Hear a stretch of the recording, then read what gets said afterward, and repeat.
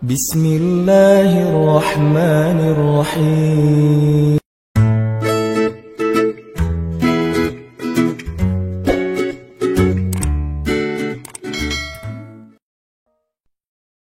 Siapa yang meringankan hajat saudaranya di dunia, Allah ringankan hajat dia di dunia dan di akhirat. Balasannya bukan cuma di dunia, bahkan di akhirat. Sehingga ketika kita di akhirat nanti bingung di padang mahsyar itu kan perjalanan jauh banget ya. Kebayang gak sih dari sini ke Palestina itu jalan kaki? Kok Palestina Ustaz? Karena tempat berhisab itu adalah negeri Palestina. Ini salah satu keutamaan dari negeri Palestina itu adalah mim makanin qarib yang Allah sebutin di Al-Quran. Arti makanin qarib, tempat yang dekat itu adalah Palestina kata ulama tafsir. Sehingga nanti sidang Allah itu di padang mahsyar adanya di negeri Palestina. Negeri Palestina dari Indonesia jaraknya jauh, padahal buminya masih segini. Sedangkan bumi mahsyar beribu-ribu kali lipat lebih besar daripada bumi ini. Berarti jaraknya ribuan kali lebih jauh daripada yang sekarang. Kita meninggal di Indonesia, dikuburin di Indonesia. Nanti ketika kita bangkit, kita harus jalan ke Palestina. Palestinanya udah berapa ribu kali lipat lebih jauh dari yang sekarang. Jalan kaki teman-teman. Gak ada petunjuk sama sekali. Arahnya sudah berganti. Kiblat atau timur barat udah berubah. Gimana cara kita menemukan spot hisab? Susah banget kan? Kalau enggak karena Allah wa wajadaka dhallan fahada. Dulu di dunia kita sering nolongin orang, sering nunjukin arah ke orang lain, sering bantuin orang di jalan, sering bantu orang ketika kesusahan. Allah bantu nanti kita di akhirat. Sehingga tiba-tiba dikasih kendaraan, kita kayak kasih tumpangan buat teman, itu enggak ada yang kelewat sama catatan Allah. Kamu kan dulu pernah ngasih tumpangan ke teman kamu pulang taklim.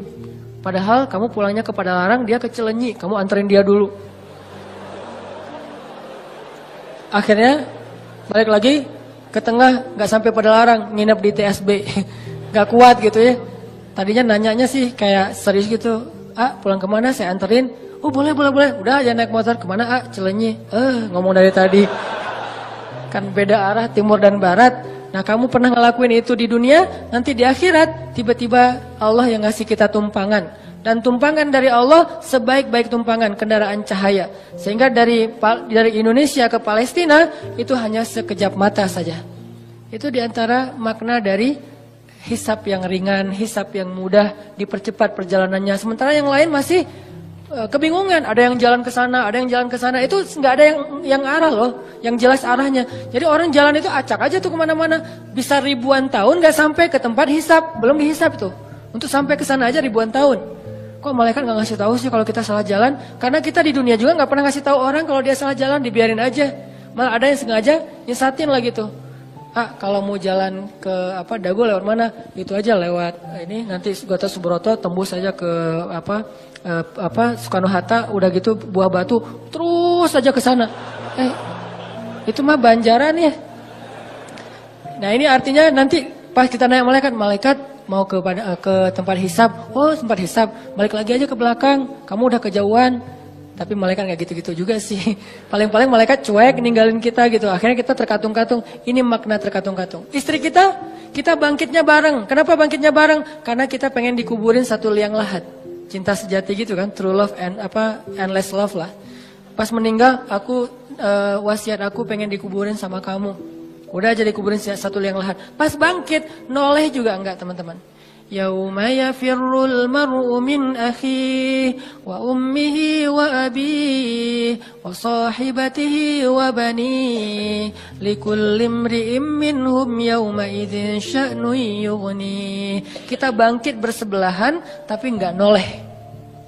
Kok bisa gitu Ustaz, enggak kenal? Kenal tapi enggak peduli. Kok enggak peduli? Saking takutnya kita tentang nasib diri sendiri.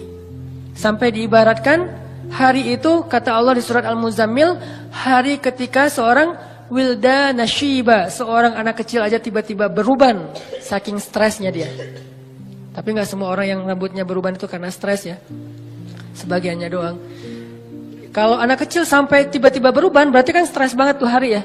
Kita nggak noleh ke pasangan kita. Terus kapan kita kenal dengan pasangan kita Ustaz? Nanti setelah edisi part ini udah lewat, nanti ada adegan kita udah mulai saling kenal, saling menyapa, bahkan saling menuntut, saling menjatuhkan, saling menolong. Itu ada adegannya nanti. Tapi di adegan pertama nggak sama sekali nggak peduli. Suaminya tersesat, istrinya nggak akan nolong. Sehingga yang bisa nolong kita hari itu hanyalah apa yang hari ini kita lakuin teman-teman. Sehingga kalau kita nemuin ada sa'il itu bisa orang yang minta tolong, bisa orang yang nanya jalan, fala tanhar. Jangan bikin dia kecewa, jangan sakitin hatinya. Kalaupun kita nggak bisa bantu dia, minimal jangan sampai kita manna wal adha, menyakiti dia dengan kata-kata kita. Jangan. Setidaknya kita kalau nggak bisa tolong pun ya sudah. Ya nggak bisa nolong aja, jangan udah nggak bisa nolong nyakitin lagi tuh. Kita nggak bisa nolong teman-teman di Palestina, ya udah jangan ngomong ngapain sih jauh-jauh, udah nggak usah. Kalau pengen nolong yang dekat-dekat silahkan, mau dua-duanya lebih bagus lagi, mau yang sana juga nggak masalah. Yang penting jangan nyakitin, jangan kita beranggapan bahwa yang di Palestina itu jauh nggak perlu ditolong, yang di Suriah itu jauh nggak perlu ditolong, padahal kondisi mereka itu luar biasa memprihatinkan, bahkan dahsyat sekali keadaan mereka. Tapi kita udah nggak nolong, ngomong lagi. Jadi kalau mereka dengar kasihan, perasaan mereka kayak gimana gitu. Ya udah jangan. Termasuk orang di sekeliling kita, keluarga besar kita. Kadang-kadang ada kakak adik kita yang minta tolong, kita kayak sebel gitu sama dia. Giliran butuh aja lo minta tolong. Jangan, udah aja diem. Kalau kita nggak mau nolong atau nggak bisa nolong, diem aja. Kenapa? La tanhar. Jangan sakiti orang yang meminta pertolongan. Sehingga nanti al jaza min jinsil amal. Allah juga akan membalas kita dengan cara yang sama. Na'udzubillah min dzalik. Ternyata kalau kita pengen dapat satu kebaikan, maka tanamlah kebaikan yang sama di ketika kita bisa. Nanti saat kita butuh, Allah akan membalas kita dengan kebaikan yang sejenis. Saya pernah cerita dulu saya di Kota Baru Parahyangan, habis taklim malam-malam gerimis, saya pulang pakai mobil. Ngelihat di jalan ada ibu-ibu sama anak gadisnya lagi jalan kaki. Kota Baru di Masjid Al-Irsyad itu kan ke jalan raya jauh ya. Dan malam-malam gak ada damri, gak ada angkot, gak ada ojek. Beliau jalan kaki berdua, gerimis lagi tuh, pakai payung.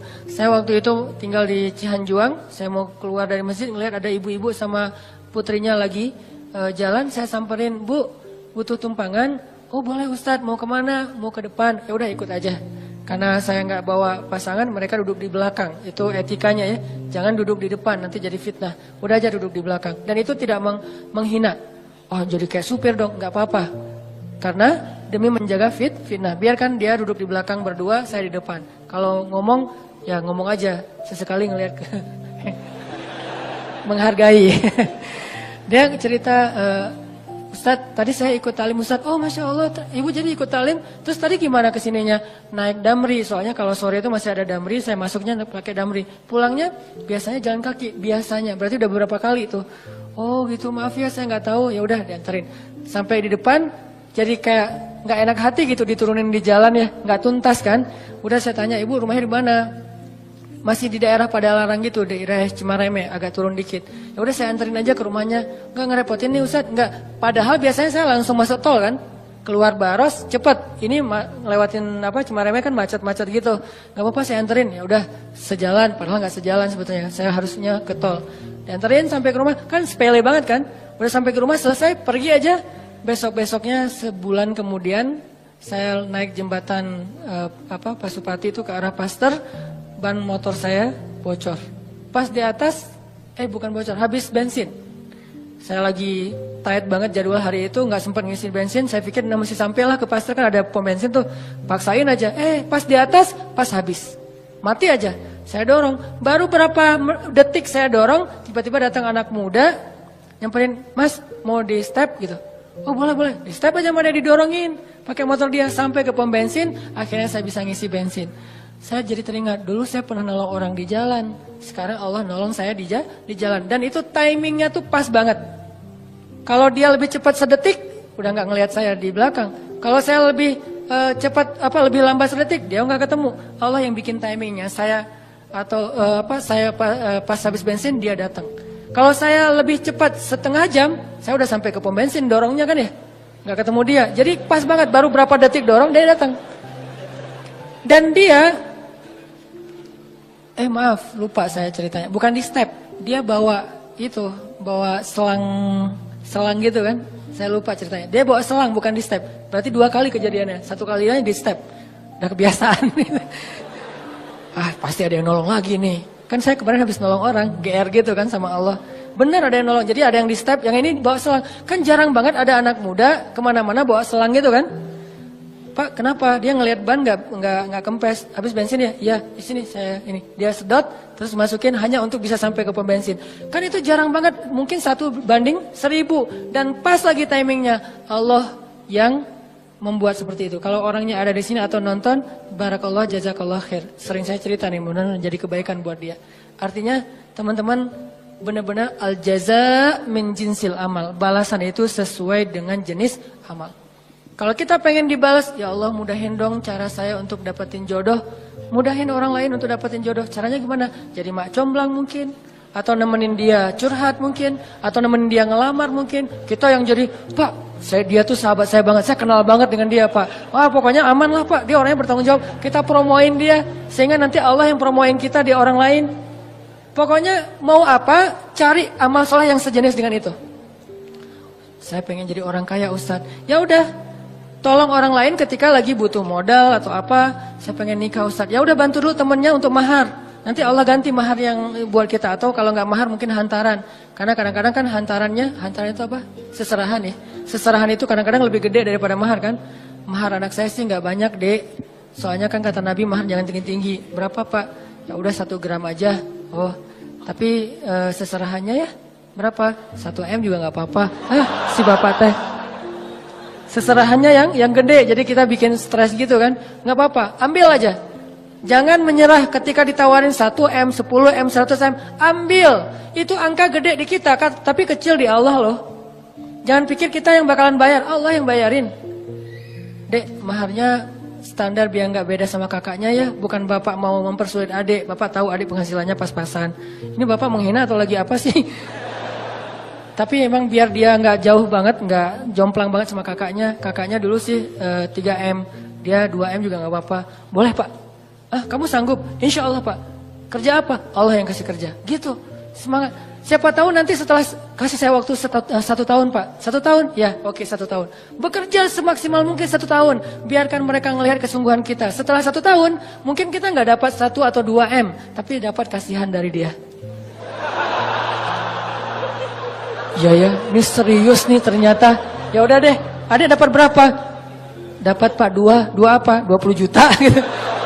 Ya udah nggak apa-apa, dicicil ya tapi ya. Karena kamu udah berusaha, ya udah jadi deh. Karena dia ngelihat kita kayak tanggung jawab, serius, pantang menyerah. Itu kan akhirnya gol. Kan yang penting gol. Soal gimana caranya Allah lebih tahu. Pokoknya kalau dikasih tantangan, ambil. Setelah itu gimana Ustaz? Serahin ke langit. Allah mudahkan semuanya. Kalau di tangan kita pasti susah. Logika kita pasti nggak nyambung. Tapi di sisi Allah, ala kulli syai'in qadir. Allah Maha Kuasa atas segala sesuatu.